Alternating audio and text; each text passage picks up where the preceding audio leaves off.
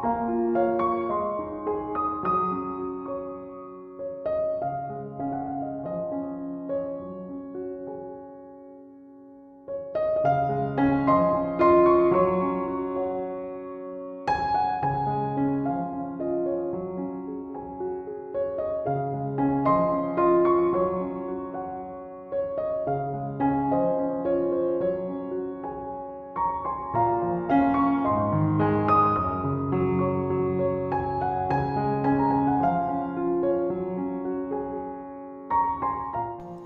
সকাল, সবাই কেমন আছো? আশা করছি বেশ ভালো আছো। আমিও বেশ ভালো আছি। তুলির সংসারে তোমাদের সবাইকে জানাই অনেক অনেক ওয়েলকাম। চলে এসেছি আবার একটি নতুন ব্লগ নিয়ে। আজকের ব্লগটা হচ্ছে সোমবারের সকাল এই 8টা মতো বাজে। এখন থেকে তোমাদের সঙ্গে ব্লগটা শুরু করছি, দেখতে থাকো। আশা করছি অন্যান্য দিনের মতো আজকের ব্লগটাও তোমাদের বেশ ভালো লাগবে।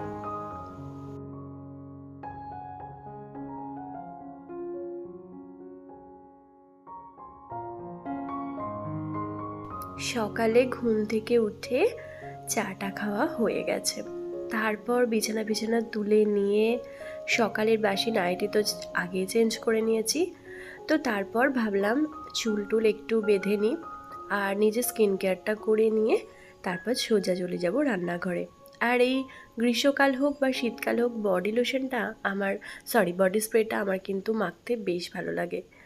তো সেই জন্য সকালবেলাতে আমি ঘুম থেকে উঠে যখন ড্রেস চেঞ্জ করি তখন একবার বডি স্প্রে মেখে নিই, আবার যখন স্নান টান করি তখনও মাখি, এরকম চলতেই থাকে। তো তারপর সোজা চলে এসেছি রান্নাঘরে। রান্না কি করব সেই সমস্ত এবার কাটাকাটি করব। কালকে তোমাদের দাদাই সবজিগুলো নিয়ে এসেছিল।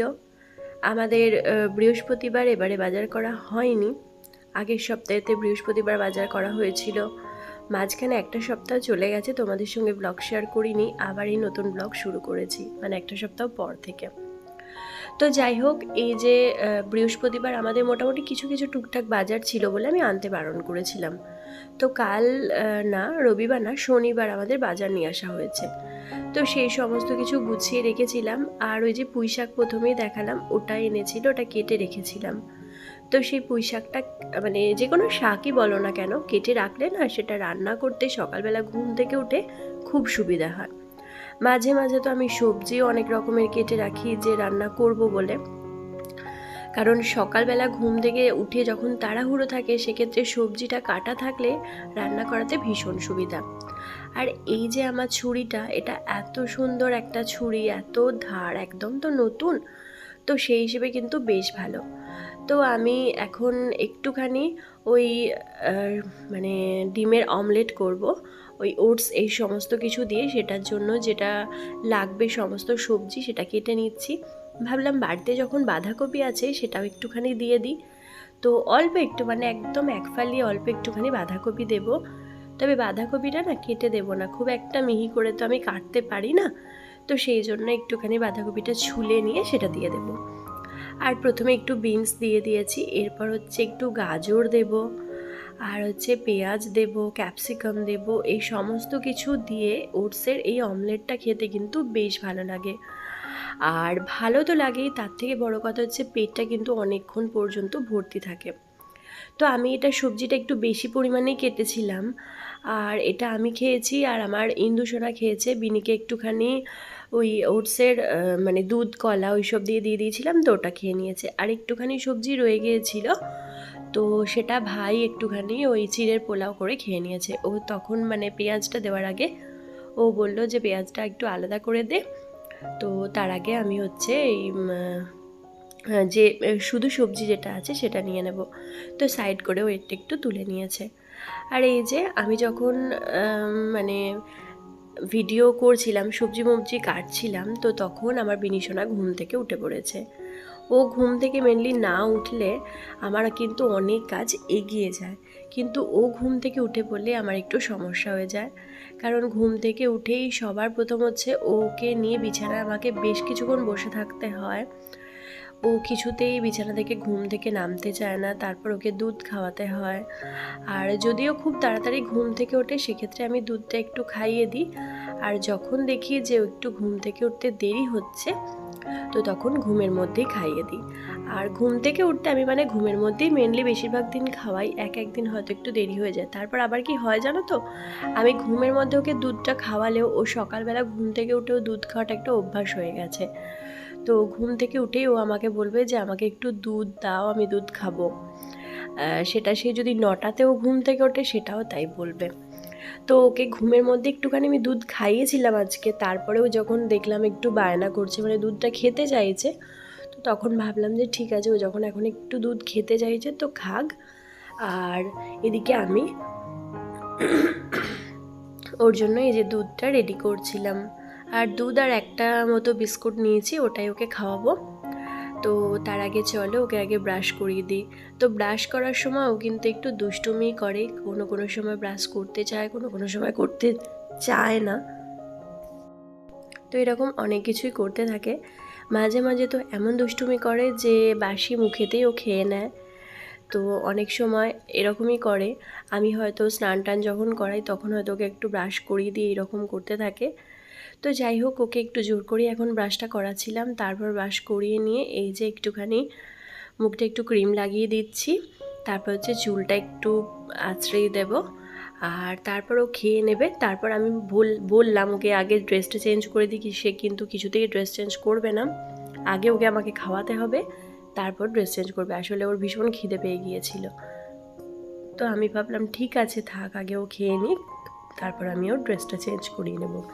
তো দেখতে পাচ্ছ ওই যে ক্রিম টিম মাখার জন্য একটু বায়না করছে। আর জানো তো, ওর মাথাতে না একটু ওই মানে কি বলবো, একটু অ্যান্টি ফাঙ্গাসের মতো হয়েছে। তো সেই জন্য একটা লোশন আছে যেটা আমি ওর মাথায় ছোট্ট থেকেই লাগাই। ওই একটুখানি হলে অ্যান্টি ফাঙ্গাস যখনই হয় না কেন তখন আমি ওটা দিয়ে একটুখানি হালকা ম্যাসাজ করে দিই। তো 2-3 দিন পর পর লাগালে ওটা আবার ঠিক হয়ে যায়। তবে এটা প্রত্যেক দিন লাগানো যায় না বাচ্চাদেরকে। তো 2-3 দিন পর পর লাগাই, তারপর ঠিক হয়ে যায়, শ্যাম্পু করে দিই, তো তখন ঠিকঠাক হয়ে যায়।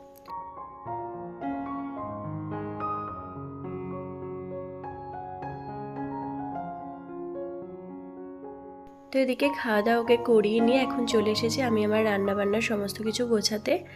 এদিকে এই যে দেখো, দেখতে পাচ্ছ যে অনেকটা পরিমাণে মেটে নিয়ে এসেছে। এটা হচ্ছে খাসির মেটে।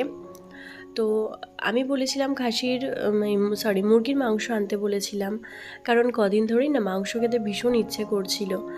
আর এই সপ্তাহেতে আমাদের রবিবারে মাংস হয়নি। তারপর এই সপ্তাহেতে আমরা বেশিরভাগ মাংসটা একদিন হয়তো খেয়েছিলাম, তো সেরকম আর খাওয়া হয়নি।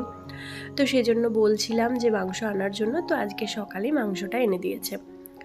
আর তার সঙ্গে ওই যে খাসির মেটেটাও এনেছে। আমি দেখলাম যে মেটে চচ্চড়ি করে খেতে হবে, তো সেটা এখন আর রান্না করব না, এখন বরং ওই মুরগির মাংসটা রান্না করে নিই। তো মাঝে মধ্যে কী হয় বলো তো, খাসির মাংস নিয়ে এলে তো সঙ্গে সঙ্গেই রান্না হয়ে যায়। আর হয়তো মুরগির মাংস একটুখানি রেখে দিই। এবারে এইখানে অনেকটা পরিমাণে মাংস এনেছিল, প্রথমে ভাবলাম একটুখানি রেখে দিই, তারপর মনে হলো না, ওই রান্না করা অবস্থাতে একটুখানি রেখে দেবো, কারণ বেশি হয়তো থাকবে না, অল্প স্বল্প থাকবে। তো সেটা রান্না করার পর একটু হয়তো 2-4 পিস যদি থাকে সেক্ষেত্রে রেখে দেবো।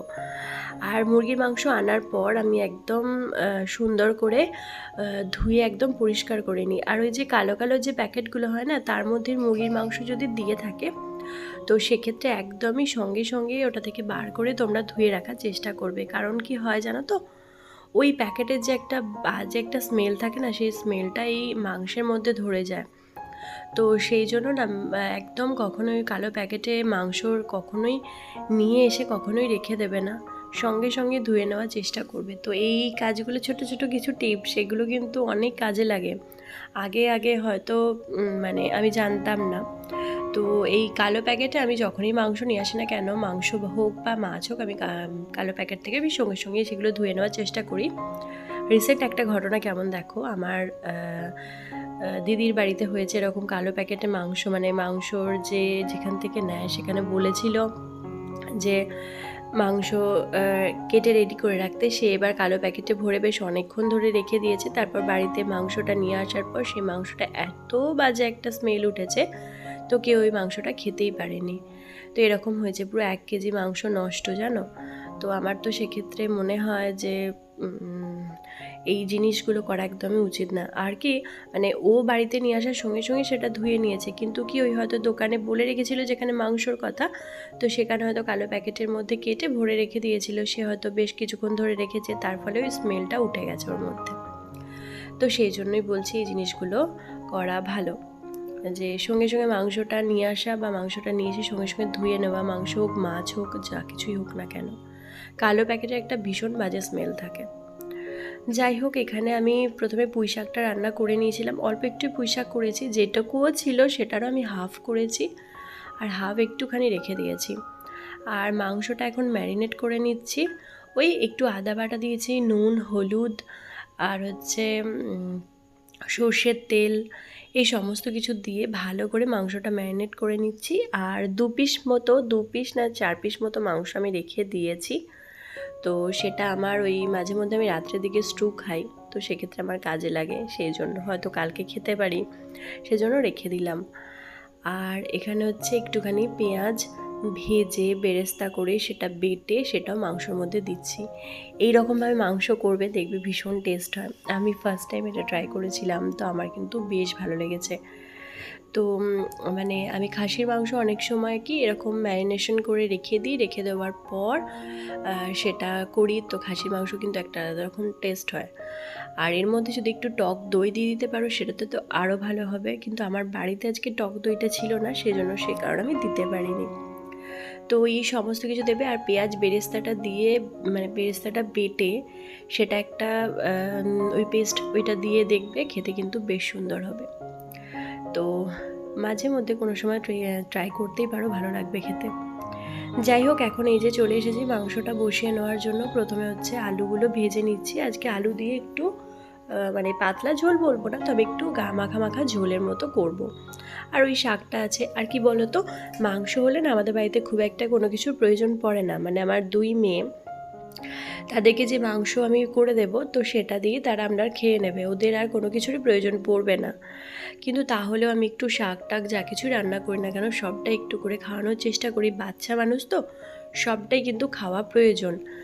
আর সবটা যদি এখন থেকে খাওয়া শিখতে পারে তো বড় হলে ওদের কোনো কিছুই অসুবিধা হবে না। সেই কারণে আমি সবসময় চেষ্টা করি যে সমস্ত কিছুটা বাচ্চাদেরকে খাওয়ানোর।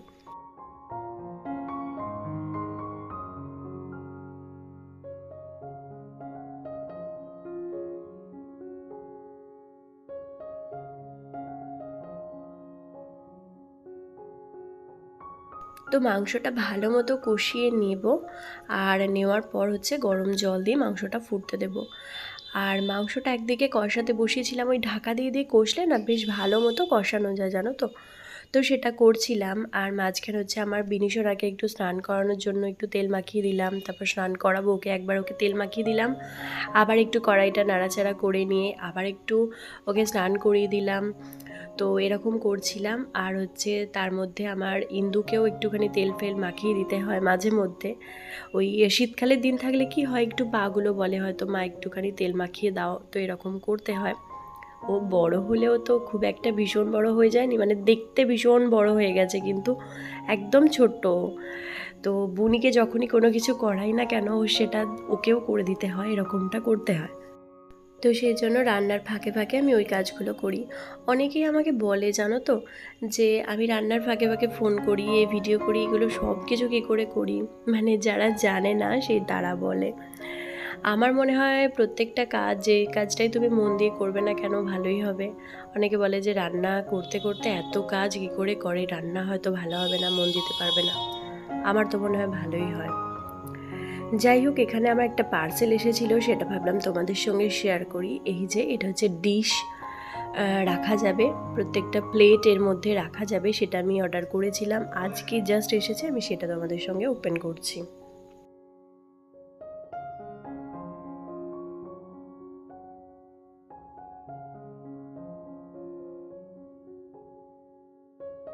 তো এই যে এখানে প্রত্যেকটা প্লেট বার করে আমি প্রথমে একবার সুন্দর করে দেখছি কীরকমভাবে রাখা যায়, মানে ঠিকঠাক রাখা যাচ্ছে কি না, তাহলে আমাকে আবার ক্যান্সেল করতে হবে, মানে রিটার্ন করতে হবে। তো প্রথমে ভাবলাম একটু দেখে নিই, তারপর যখন সাজিয়ে রাখবো তখন তো সুন্দর করে সাজাবো, আর সেটা তো তোমাদের সঙ্গে শেয়ার করবোই। তো এখানে দেখো 4টে প্লেট রেখেছি, 4টে ডিশ রেখেছি।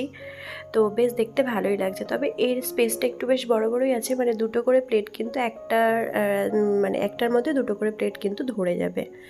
তো তার মধ্যে আমি আরও অনেক জিনিস রাখতে পারবো, ধরো ট্রে ফ্রে যে সমস্ত জিনিস থাকে সেগুলোও রাখতে পারবো। তো এটা কিন্তু বেশ সুন্দর, ভাবলাম সবটা সাজিয়ে নিয়ে সুন্দর করে তোমাদেরকে একটু দেখাই, আর যখন রাখবো তখন তো তোমাদের সঙ্গে অবশ্যই শেয়ার করব। তো তারপর এদিকে দেখো মাংসটা হয়ে গেছে, মানে একদম সুন্দর মতো হয়ে গেছে, একদম লাস্ট ফুটছে এটা। তো এটা হয়ে গেলেই নামিয়ে নেব, আর তারপর সবাইকে খেতে দিয়ে দেব।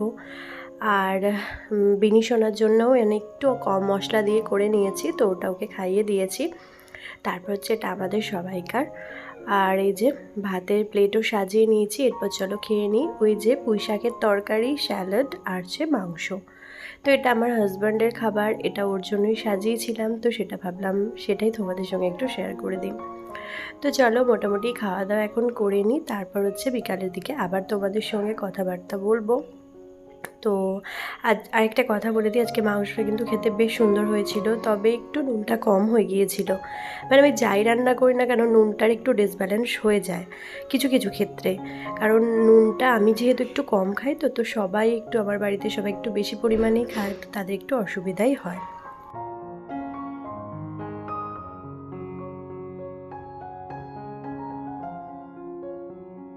এখন দেখা হচ্ছে তোমাদের সঙ্গে সেই বিকালের দিকে। গাছগুলো তো আমি জানো জল দিই বিকালের দিকে, কোনো কোনো সময় সকালে, কোনো কোনো সময় বিকালে।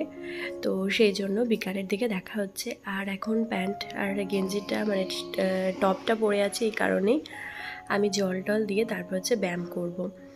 আর আজ যেহেতু সোমবার, ইন্দুকে তো পড়াতে এসেছিলো, পড়িয়ে চলে গেছে, তাই বাড়িতে পড়তে দিতে যাওয়ার কিছু নেই। তো সেই জন্য আমার খুব একটা অসুবিধা নেই, এই যে গাছগুলো জল দিয়ে নেব।